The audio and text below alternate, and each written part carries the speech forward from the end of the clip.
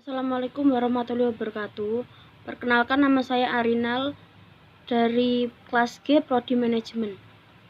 Di sini saya akan membacakan hasil resum saya yang ada pada jurnal yang dirilis oleh Insinyur Haji Andi Ombong Sapada, MSI, dan Muhammad Arsyam, SPD, MPD, dari Sekolah Tinggi Agama Islam Darud Dakwah Al-Irsyad, Kota Makassar, dengan tema Islam dan Iptek. Pengertian dari Islam dan Iptek adalah ilmu pengetahuan atau sains, pengetahuan tentang gejala alam yang diperoleh melalui proses yang disebut metode ilmiah. Sedangkan teknologi adalah pengetahuan dan keterampilan yang merupakan penerapan ilmu pengetahuan dalam kehidupan manusia sendiri, dalam kehidupan sehari-hari. Perkembangan iptek adalah hasil dari segala langkah dan pemikiran untuk memperluas dan memperdalam dan mengembangkan ilmu iptek. Selanjutnya, pada dasarnya kita hidup di dunia ini tidak lain adalah untuk beribadah kepada Allah Subhanahu wa Ta'ala. Tentunya beribadah dan beramal harus berdasarkan ilmu yang ada di Al-Quran dan di hadis,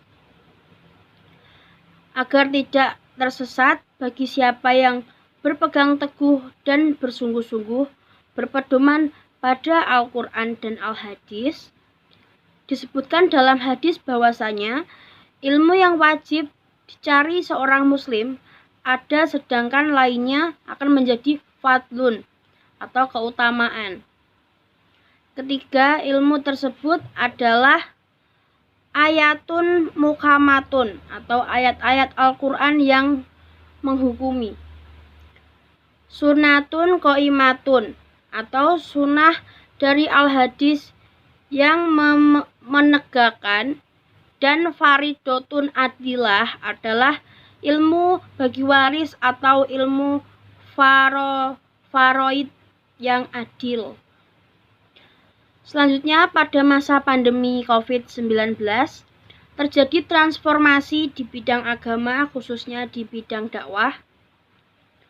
Dari transformasi inilah, maka sosial media menjadi salah satu tren dalam mendapatkan pendidikan bagi keluarga khususnya.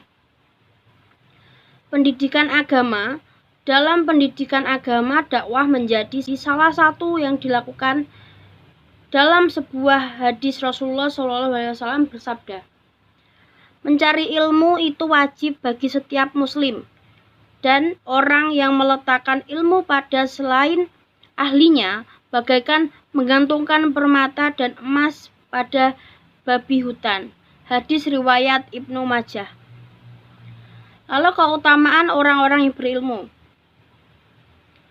Orang yang berilmu mempunyai kedudukan yang tinggi dan mulia di sisi Allah Subhanahu wa Ta'ala dan masyarakat. Al-Quran menggelari golongan ini dengan berbagai gelaran mulia dan terhormat, yang menggambarkan kemuliaan dan ketinggian kedudukan mereka di sisi Allah Subhanahu wa Ta'ala. Dalam surat Ali Imran ayat ke-18, Allah Subhanahu wa Ta'ala berfirman, Allah menyatakan bahwasanya tidak ada Tuhan melainkan Dia yang berhak disembah, yang menegakkan keadilan. Para malaikat dan orang-orang yang berilmu juga menyatakan yang demikian itu. Tidak ada Tuhan melainkan Dia yang berhak disembah, yang maha perkasa dan maha bijaksana. Dalam ayat ini ditegaskan pada golongan orang berilmu bahwa mereka amat istimewa di sisi Allah Subhanahu wa Ta'ala. Mereka diangkat sejajar dengan para malaikat yang menjadi saksi keesaan Allah Subhanahu wa Ta'ala. Dan kesimpulan dari jurnal ini yaitu perkembangan iptek adalah hasil dari segala langkah dan pemikiran untuk memperluas, memperdalam, dan mengembangkan iptek. Dari uraian di atas dapat dipahami bahwa peran Islam yang utama dalam perkembangan iptek setidaknya ada dua, Pertama, menjadikan akidah Islam sebagai paradigma pemikiran dan ilmu pengetahuan. Yang kedua, menjadikan syariah Islam sebagai standar penggunaan iptek. Sekian dari saya, bila ada salah saya mohon maaf. Wabillahi taufiq wal hidayah. Wassalamualaikum warahmatullahi wabarakatuh.